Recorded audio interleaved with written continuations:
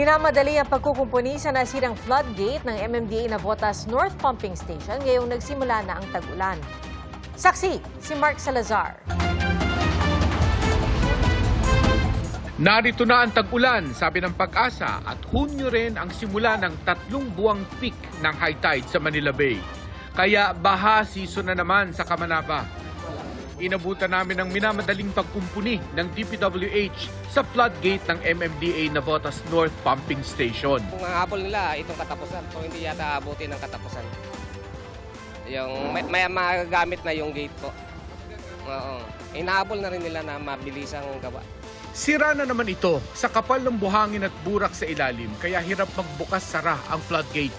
Siguro sa katagalan na rin po, 2007 yung last na ginawa ito ng DPWH. Isa pang problema sa healthition mo, mga putik mo, ganun.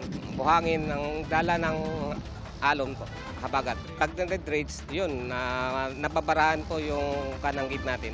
Nandito na kami nung isang taon pa, ganitong buwan din, Hunyo. Preparation din sa tag-ulan at ganito rin na eksena. Minamadali ang paggawa ng floodgate na ito sa Tansa Navotas para hindi magbaha ang Navotas at ang Malabon.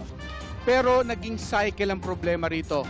Kaninang pasado 3:00 ng hapon, nasa 1.3 meters ang high tide. Mabuti na lang wala pang kasabay na tuloy-tuloy na pag-uulan.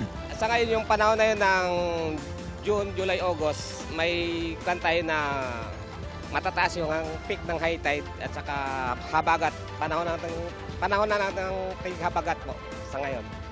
Ngayon, pag sira yung gate natin, yung malalang maapektuhan po yung Malabon area at saka Navotas. Taputan ng pagpakaba sa lugar nila na mababang lugar po. Sanay na ho, bata pa ako. Wala naman ng pagbaba. Sanay na kami sa baka. Talaga? Oo, umunduhan nga ako kami. No. Kaya kayo nakabota na. Punta sa bayan, baha. Ang lalim. Kahit ganitong panahon? Ngayon.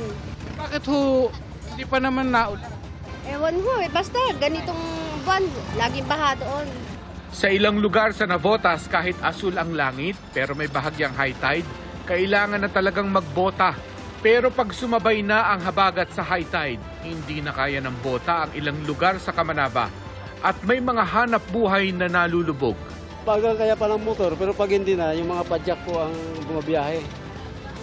Tapos bangka doon sa loob na sa tansa. Depende po sa klima kung may habagat, saka may ulan. O high tide sa magkasabay. Malaki po ang tubig dyan. Paano ang biyahe mo pagka malakas ang baha? Wala, tenga. Tenga. Tenga kami. Ano hanap buhay? Wala, tambay na sa bahay.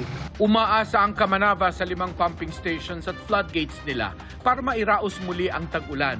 Maliban sa Camanaba, may iba pang lugar sa Metro Manila na below sea level din. At umaasa rin lang sa pumping stations panlaban sa baha. Para sa GMA Integrated News, ako si Mark Salazar, ang inyong saksi. Mga kapuso, maging una sa saksi. Mag-subscribe sa GMA Integrated News sa YouTube para sa iba't ibang balita.